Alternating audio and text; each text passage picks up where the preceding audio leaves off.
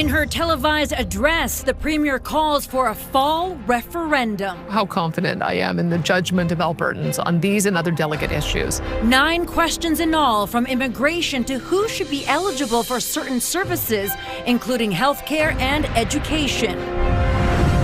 An arrest in an extortion case and a promise from Ottawa to do more to fight it. And reading, give it a shot. Reading is going to carry you throughout your life, right? Some encouragement from members of the Calgary Flames.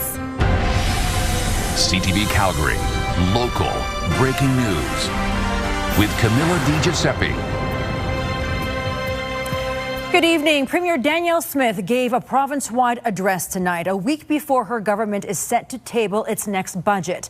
In her 15-minute speech, she focused on Alberta's record population growth and financial challenges. And she wants Albertans to weigh in the way of an October 19th referendum featuring 9 questions. I want you to know how confident I am in the judgment of Albertans on these and other delicate issues.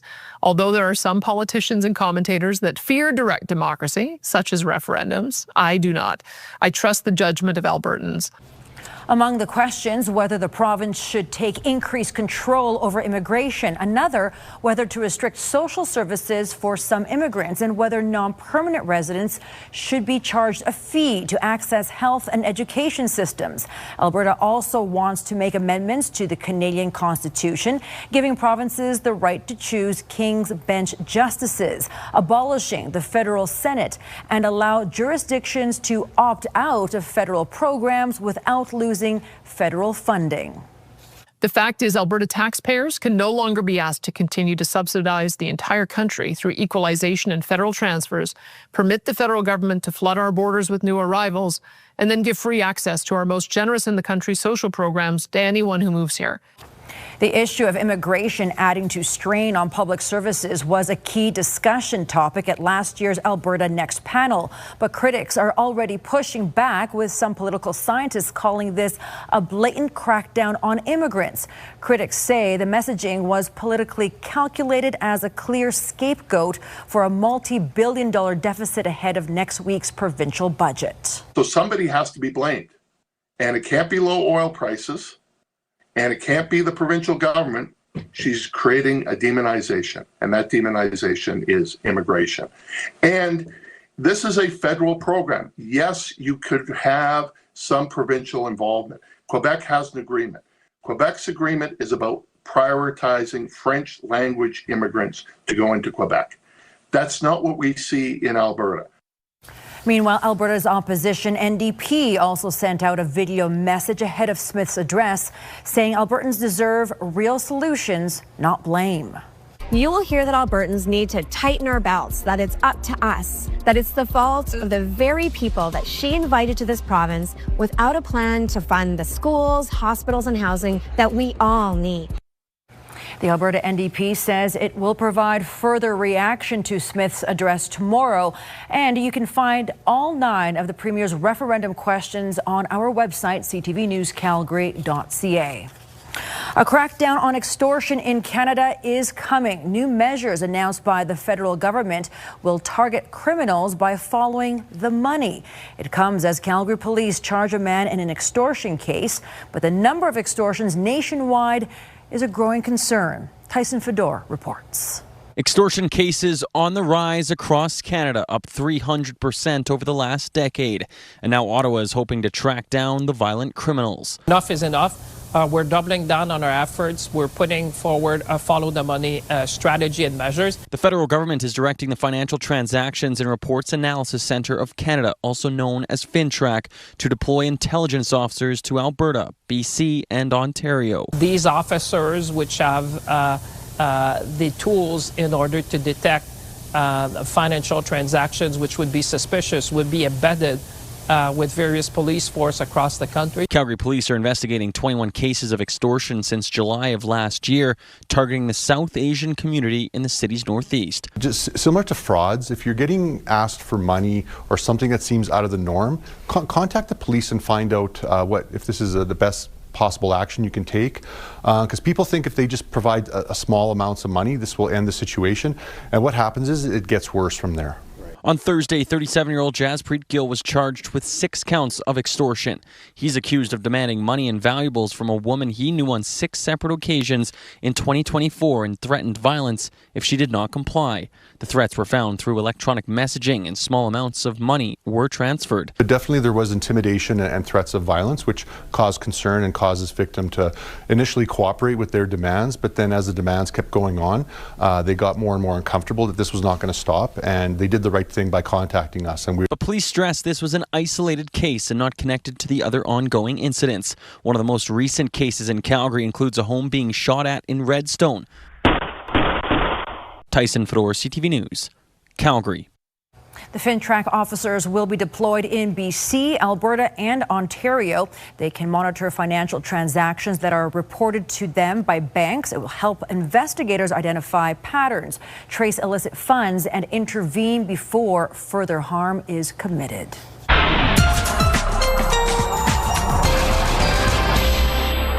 Danielle joins us now from the Foothills Hospital Home Lottery Grand Prize Show Home tonight.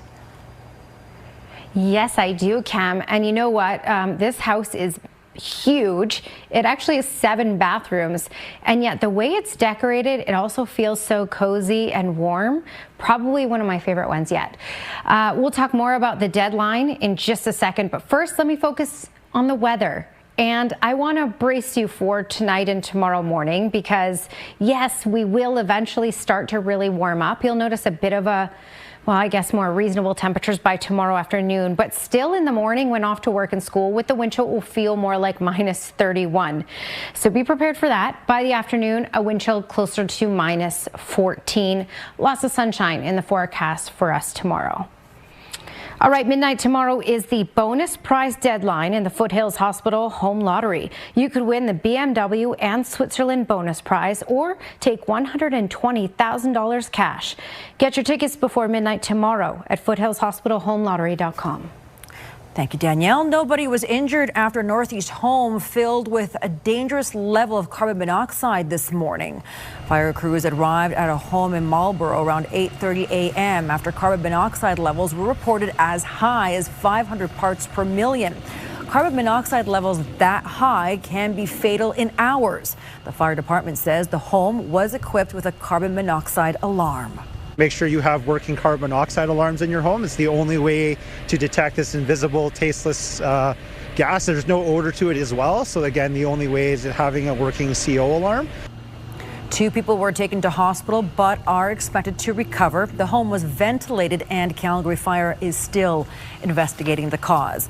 Then this afternoon, hazardous levels of carbon monoxide were found at the Emerald Hotel and Suites. 120 guests and staff had to be evacuated. Firefighters searched all 6 floors to make sure everyone got out safely. EMS transported 2 patients to the Peter Lougheed Hospital in stable condition. The source of the toxic gas was from a malfunctioning boiler, which was taken offline. The remaining boilers were safely turned back on. CFD says this is a challenging situation given the building's size, the number of people impacted, and the current frigid weather. You want to isolate the source first. Just the risk of fans is that you end up pushing in different areas. It is different with a large building, but that's where our priority is to evacuate and keep everybody safe and then isolate the cause and then go from there. Transit buses were brought in to keep people warm, but after checking every floor and unit, the hotel was deemed safe for occupants to return. There were working alarms in the hotel. Fire crews were also busy battling a garage fire in the northeast community of Castle Ridge today. An employee with Calgary's Parking Authority called 911 when they spotted a vehicle on fire in the driveway while passing by.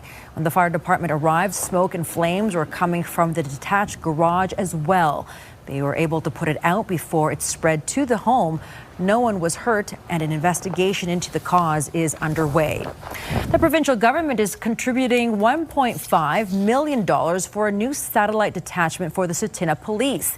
Information on the exact site is not available yet, but the province says the new facility will significantly reduce emergency response times in key areas, including the Redwood Meadows town site. Redwood Meadows is policed by the Tsuut'ina Nation, police service, but is up to 45 minutes away from its main detachment.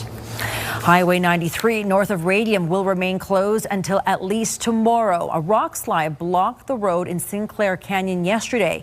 Parks Canada says debris has been removed, but slope stabilization and rock scaling work continues. Radium Hot Springs also remains closed. Canadians coast to coast gathered to cheer on the nation's women's hockey go for gold. It wasn't the outcome we wanted, but Calgarians cheering on the red and white were filled with pride till the end and still are. You're watching CTV News, Calgary. To Italy now, it is a rivalry that has dominated women's hockey, and the game didn't disappoint, even though Canada did not win gold. Team USA is the Olympic champion in women's hockey. It's a devastating loss for the Canadian women who were looking to end a 7-game losing streak to their rivals. Canada will still leave Milano Cortina with a silver medal.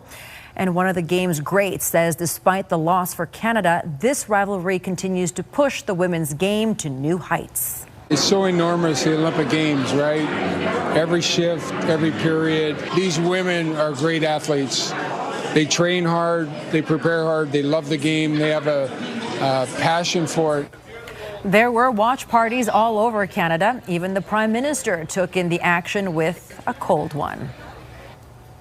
A few brews were enjoyed here in Calgary, too, as fans cheered on Team Canada.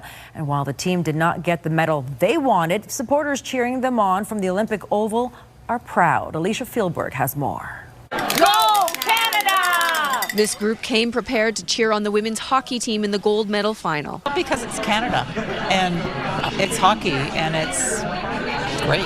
It's definitely a big deal, and it's a big deal for like this sport to watch it. And I mean women as well. It's it's exciting. It feels awesome just to have everybody come together, the community be together. Team Canada led most of the game with 1 goal before the U.S. tied it with minutes to go. In the 3-on-3 overtime, the U.S. scored, winning gold. A heartbreaking loss, but Canada takes silver. You know, silver is just as honorable. The watch party at Calgary's Olympic Oval included a former Olympian who understands the impact of knowing people are cheering back home. From my own perspective, I would say sometimes it's pressure, sometimes it's extra motivation. You want to do right by the people who were close and didn't make it either. And others hoping to make the Winter Games in the future. It makes it feel very achievable and real, to see people that I grew up with competing against, and it's an exciting moment just to even support my friends and teammates. Hockey fans will now turn their attention to the men's team with the semifinals Friday and the final set for this weekend. Alicia Fieldberg, CTV News, Calgary. Canada's men's hockey team faces Finland tomorrow morning. The winner will go for gold on Sunday. Calgary-born freestyle skier Cassie Sharp was injured during the women's freestyle halfpipe event today. Sharp suffered a bad fall and was removed from the course in a sled. The Canadian Olympic Committee said Sharp is in stable condition and is being evaluated by medical staff. She has qualified for Saturday's final, but it's unclear whether she will be able to compete. A new push to support addiction recovery on Alberta campuses is getting a major funding boost. Recovery on Campus launched its new action plan today at the University of Calgary after receiving $3 million from the provincial government. It offers peer support meetings, recovery coaching, education, and substance-free events aimed at reducing stigma and helping students and staff who are in or seeking recovery. Organizers say students participating in the program actually end up boosting their marks to be amongst the best on campus. Evidence has shown that students who participate in campus recovery programs have higher GPAs than the general student population, have lower relapse rates than the general community population who are in recovery. It also shows that students who are engaged in campus recovery program are more engaged alumni, which is, we have a lot of alumni who keep coming back to our center even though they've graduated. Recovery on Campus officially launched in 2021, and leaders say interest is already growing beyond Alberta. Other Canadian schools are looking at adopting similar recovery-friendly programs as the initiative expands through its new 3-year action plan. The province says it has now destroyed the remainder of the children's pain and fever medicine it ordered from Turkey. In 2022, the Alberta government ordered the liquid acetaminophen because of a shortage of children's pain medicine. But by the time it arrived, the shortage was over. It was also pulled from neonatal intensive care units because it was clogging feeding tubes. The province says half of its remaining 1.4 million bottles were donated, but the rest have now been destroyed because it was set to expire. A celebration of Black History Month today at the Alberta Legislature. The event celebrated the accomplishments of Black Albertans throughout history. There was a choir, a spoken word artist, and other performers. People like LeVar Saul also shared personal experiences. For me, it's always about my children, believe it or not. They are born Albertans. My wife and I were immigrants to Canada. As much as we spent more than half of our lives in Canada, we're just dedicated to making a better place for them and playing whatever part we can. Paul says people can do that by being active citizens and teaching kids how to volunteer. Well, Danielle's up next with her Skywatch forecast as we slowly, ever so slowly, start to warm up from the past few days. Those details next.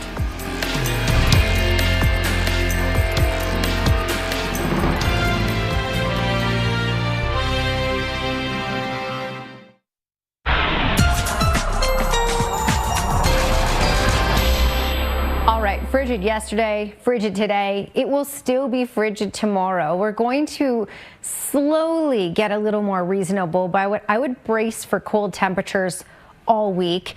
You're really going to notice a difference with regards to warmth next week. By Tuesday, we'll get to that freezing mark. I'll show you the long range in just a moment, but this is a look at daytime highs. So this map does not include wind chill values. This is just the ambient temperature. Minus 20 was the high in Calgary, at times feeling well into the minus 30s today. Banff up to Jasper, as you can see by this, it was the warm spot today. Banff got up to minus 12. Further to the south, Pincher Creek, a high of minus 20, so just like Calgary, minus 19 was the high in Lethbridge and Medicine Hat. All right, looking at the radar and satellite, not a whole lot to talk about. We will, though, if you look near Spokane, you can see that little burst of snow. We're going to have that make its way over the mountains and move into the far southwest corner. Lethbridge will likely even see some of this, and Medicine Hat as well. So just to give you a bit of a timeline here, you can see that will push through tonight. So tonight we'll see that push into the Pincher Creek area, and by the early hours of tomorrow morning, between 2 and 3 a.m., it will start to make its way into the Lethbridge area. Later in the morning, it will make its way towards Medicine Hat and then out. This is nothing significant, but don't be surprised if you see a couple snowflakes out there in the far south tomorrow. For Calgary, it looks like we'll be in the clear on this one, and we'll just get some cloud cover at times from it, but mainly sunny day is what you can expect, and still cold. In the morning with the wind chill in the city, it will feel more like minus 31 when off to work and school, and even in the afternoon with the wind chill, it will feel like minus 14. So it's a slight improvement from today, but then as you can see, temperatures dip it a little bit again by the weekend with daytime highs around that minus 10 mark. It's more into Monday that you'll start to notice a bit of a warm up. And then by Tuesday, we should get to the freezing mark. Wednesday of next week, looking more at +5. So we will get warmer temperatures. It's just certainly going to take a few days, and you'll have to wait mainly until next week. Midnight tomorrow is the bonus prize deadline in the Foothills Hospital Home Lottery. You could win the BMW and Switzerland bonus prize or take $120,000 cash. Get your tickets before midnight tomorrow at foothillshospitalhomelottery.com. Danielle, thank you so much. The Flames star goaltender has recharged his batteries during the NHL's Olympic break. Now he's back on the ice. Next, we'll have more on Dustin Wolf's outlook for the rest of the season. Calgary Flames players helped celebrate a major literacy milestone at a Southeast Calgary school. Students at Holy Trinity School in Southeast Calgary cheered on Flames players Zane Perek and Zach Whitecloud. They and the Educational Partnership Foundation marked 30 years of its Reading Give It a Shot program to enhance literacy. Students had a chance to grill the two defensemen about everything from what it's like to be an NHL star to how many games they've won this year. All students at the school receive free books and collector cards designed to encourage daily reading and build literary skills. When I was growing up as a kid, we didn't really have programs like this where I grew up. So getting to be a part of, something like this, come and do these events is exciting for me. And obviously being a kid that grew up in Western Canada and having reading programs, but nothing quite like this to relate to a pro hockey team is really cool for the Flames and for the community, and I think for these kids as well. Organizers say more than 1 million students across Alberta have taken part in the program since it launched 3 decades ago. The irony of flipping on or messing up on those words. Anyway, the Calgary Flames continue their mini training camp. The Flames took to the road today and held practice at Winsport. The Olympic break was good for a lot of the players, including goaltender Dustin Wolf. Here's Glenn Campbell. Drops it back to Matthews, shoots, and glove stop by Wolf. Dustin Wolf was one of the busiest goaltenders in the NHL prior to the Olympic break. The 24-year-old played in 41 of the team's 56 games. Wolf says the Olympic break couldn't have come at a better time.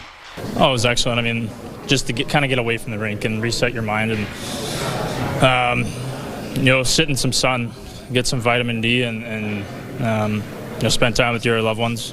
Wolf and his fiancée got to do things they don't normally get to do during the NHL season.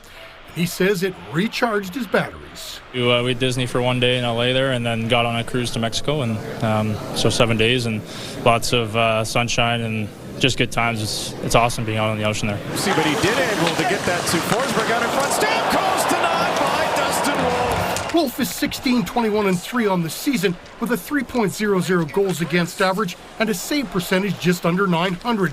With just 26 games left in the regular season, he wants to improve on some of those numbers. I think just kind of getting back to the way I know how to play. There were stretches in the first half I wasn't too pleased with. And again, it's a heavy workload. You got to learn how to manage everything, whether it's your rest and your nutrition and being able to get on the ice and give your team a chance to win.